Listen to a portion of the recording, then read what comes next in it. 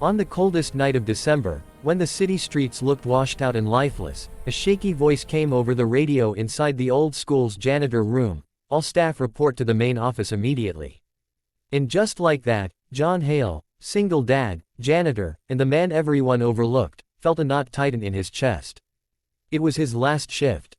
He already knew what was coming.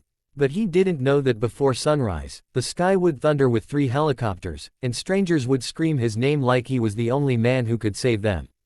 If you're watching this right now, stay till the end, because what happened next is something most people wouldn't believe. And if stories like this move your heart even a little, don't forget to like the video and subscribe, because this is the kind of real-life courage the world needs to hear about. John walked slowly through the dim hallway, the smell of bleach sticking to his clothes, the floor shining from hours of work most people never noticed. His daughter Lily, just 11, waited in the corner of the storage room with her little pink backpack. She was used to sitting quietly during his night shift, doing homework under the flickering light because John couldn't afford a babysitter. But she never complained, not once. As he picked up his keys to head toward the office, Lily whispered, "Daddy, did we do something wrong?" "No, sweetheart," he whispered back, forcing a smile he didn't feel. Sometimes life moves the way it wants, not how we want. But deep inside, he was breaking. He needed this job. Rent was due in 2 weeks. Food in the house barely lasted 3 days. Losing this job wasn't just a setback, it was a disaster. When he stepped into the main office, the principal didn't even look up. Papers shuffled. A pen tapped impatiently. "John, we're making staff cuts," she said, emotionless. "Tonight is your last shift." He nodded slowly, like someone absorbing a punch to the gut. No fight, no argument, just quiet acceptance. He picked up Lily, walked out into the frozen night, and hugged her tight so she wouldn't feel him shaking. They stepped outside the school gates, and that was when the world changed. A thundering roar split the sky.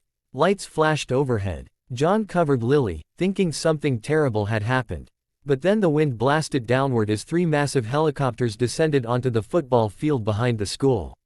Soldiers jumped out first, then paramedics, then 2 men in suits wearing headsets. One of them shouted over the spinning blades, pointing directly at John.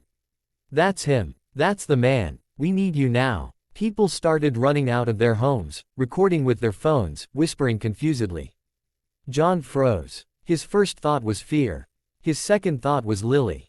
His third was the question that had defined his whole life. Why me? I'm just a janitor. But as the men approached, out of breath and urgent, everything came rushing back, something he hadn't told anyone in more than a decade. Before he was a janitor, before he became a single father, before life crushed him, John Hale was a certified rescue technician in the air response unit. One of the best. Until the accident took his wife, and grief took his will to continue. "We tracked your old rescue certification," one of the men shouted. "A collapse happened at the North Bridge, children are trapped. We need someone who knows the old infrastructure system. You're the only person with that training within 100 miles. John's heart hammered. The world spun. Lily squeezed his hand and whispered, "Daddy, you can help them.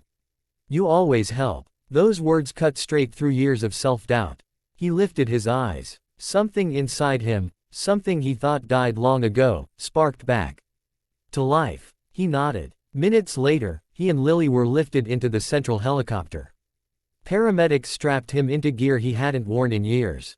His hands trembled, but his mind sharpened quickly.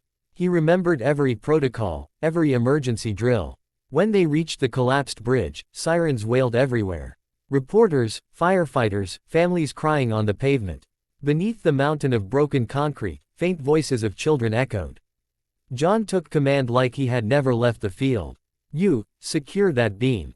You too, create a support frame. Keep every sound monitored. No movement unless I say so." People listened. People obeyed. The same man who mopped floors hours earlier now led a rescue operation that determined life or death. For 3 hours, he crawled through narrow gaps, cutting through twisted metal, mapping dangerous lines, using his old training and his janitor's knowledge of maintenance systems. Sweat mixed with dust on his face. His knees burned. His breath stung. But he didn't stop. Not until he reached them. 4 children trapped under a cracked concrete slab, terrified, one injured badly. John whispered calmly, "It's okay, you're going home tonight." He placed support blocks, guided firefighters in, and one by one, they pulled the kids out.